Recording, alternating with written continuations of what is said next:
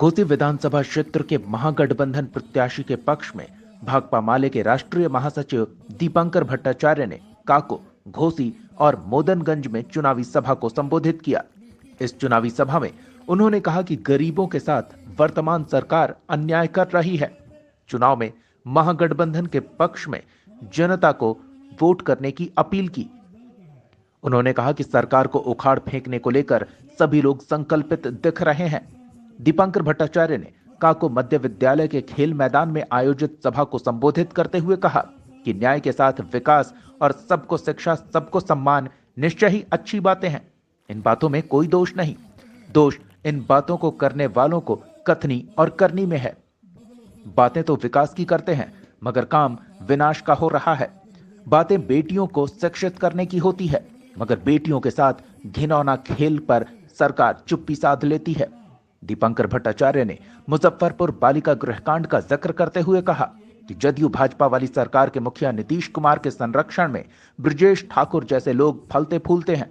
घोसी के लखावर high school मैदान में सभा को संबोधित करते हुए उन्होंने कहा कि वर्तमान सरकार के मुखिया घमंडी प्रवृत्ति के हैं। वो जनता के आंदोलन और मांगों पर विचार नहीं करते, बल्कि उसे बलपूर्वक दबाने की कोशिश करते हैं। साथ ही कहा कि सूबे की सरकार हर मोर्चे पर विफल रही।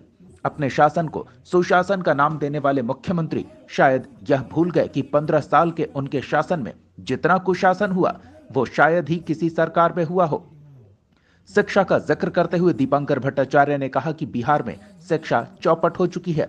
नियोजित शिक्षकों की समस्या पर उन्होंने कहा कि सरकार शिक्षकों के साथ भी दोहरी नीति अपना रही है। एक को 2 गुना वेतन प्राप्त हो रहा है, वहीं दूसरे को आधे वेतन के भी लाले पड़ जाते हैं। उन्होंने कहा कि महागठबंधन की सरकार बनते ही नियोजन प्रथा खत्म कर सभी को नियमित करते हुए समान दर्जा दिया जाएगा। कार्यक्रम के अंत में उन्होंने गठबंधन के प्रत्याशी रामबली सिंह को समर्थन देने की अपील की। मौके पर सभा को माले नेता श्रीनिवास शर्मा, डॉक्टर रामाधार सिंह, बुद्धदेव यादव, राजद के पूर्व जिलाध्यक्ष मुजफ्फर हुसैन राही, जिला परिषद सदस्य रामदीप यादव, सुनील कुमार, नगीना यादव समेत दर्जनों की संख्या में लोगों ने संबोधित किया। जहानाबाद न्यूज के लिए घोसी से सनी केशरी की रिपोर्ट। किसान क्या मांग रहे थे? पिछले 3-4 साल से हमारा जो महागठबंधन है ये तो 5 दल का है।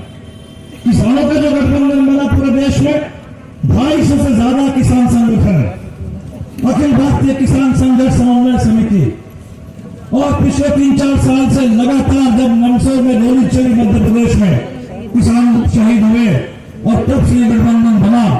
और पूरे देश में लगातार किसानों का आंदोलन चल रहा है।